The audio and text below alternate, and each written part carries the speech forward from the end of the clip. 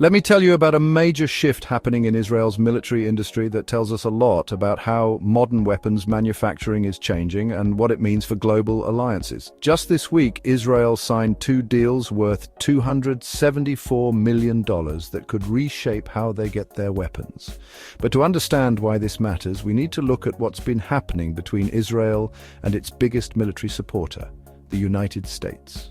For decades, Israel has relied heavily on US weapons. When they need bombs, missiles, or military equipment, they often turn to their American allies. But something changed recently that made Israel rethink this relationship. During the ongoing conflict in Gaza, reports emerged that the US had temporarily paused a shipment of 2,000-pound bombs to Israel. This wasn't just any pause.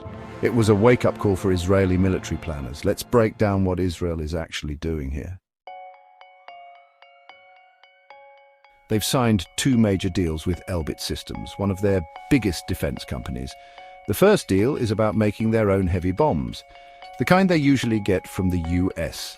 The second is about building a new factory to produce raw materials that they normally have to import from other countries. Together, these deals are worth $274 million, about the size of some small countries' entire military budgets. But here's what makes this really interesting. This isn't just about making bombs.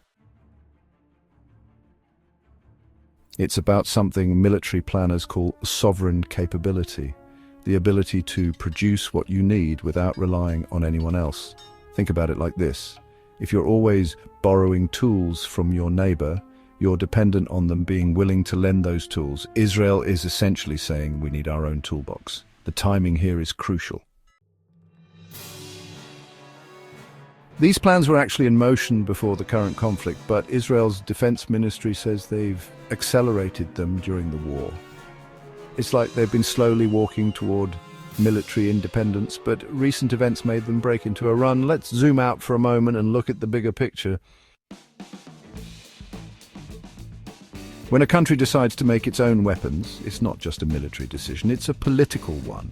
It's saying something about how they see their place in the world and their relationships with other countries. In this case, Israel is sending a clear message. They want more control over their military capabilities, but building this kind of independence isn't easy or cheap. The raw materials facility they're planning to build will make what they call energetic materials, the components needed for modern weapons. This isn't like setting up a regular factory. It's about creating an entire supply chain from scratch. Think about what happened with the United States and microchips during the pandemic. When global supply chains got disrupted, suddenly everyone realized how important it was to be able to make critical components domestically. Israel is doing something similar, but with military supplies. This connects to a broader trend we're seeing around the world. Countries are increasingly trying to secure their own supply chains for critical military equipment. It's not just Israel. India, Turkey, and others are all pushing to develop their domestic defense industries.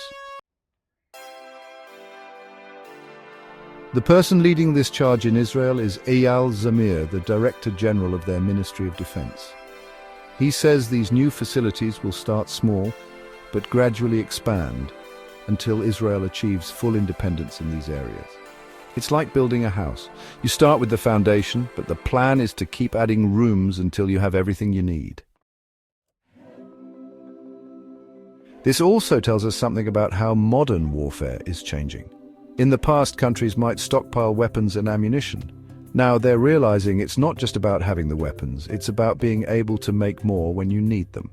The military planners call this operational endurance, how long you can keep fighting if your supply lines get cut off. Elbit Systems, the company getting these contracts, isn't new to this game. They've been a major supplier to Israel's military for years. In fact, just last year they got a $760 million contract from the Israeli government. They're like the general contractor in our house-building analogy. They've done this before and they know what they're doing, but here's where it gets really interesting. These deals aren't just about making weapons, they're part of something called the Blue and White Manufacturing Policy. This is Israel's push to build up its domestic defense industry. It's named after the colors of Israel's flag, and it's about more than just military equipment. It's about creating jobs, developing new technologies, and building up the country's industrial base. The impact of these deals goes beyond just military capability. When you start making complex military equipment domestically, you often develop technologies and skills that can be used in civilian industries too. Think about how many everyday technologies we use that were originally developed for military purposes. Everything from GPS to the internet itself.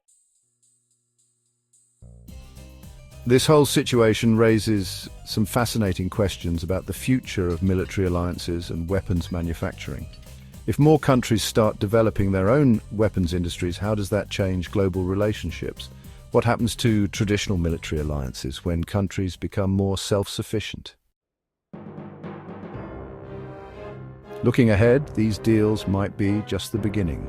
The Israeli Ministry of Defense has said they're planning to expand these capabilities further. It's like they're laying down the first stones in what could become a much longer path toward military industrial independence.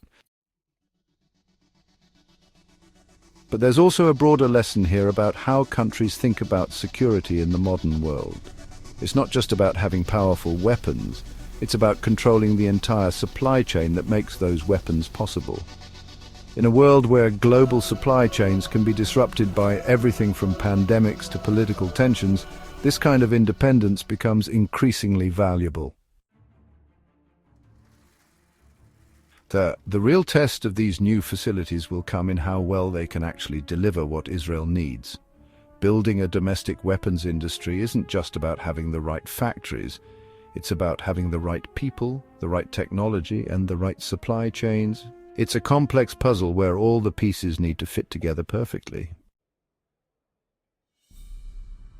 What we're seeing here might be a glimpse of the future.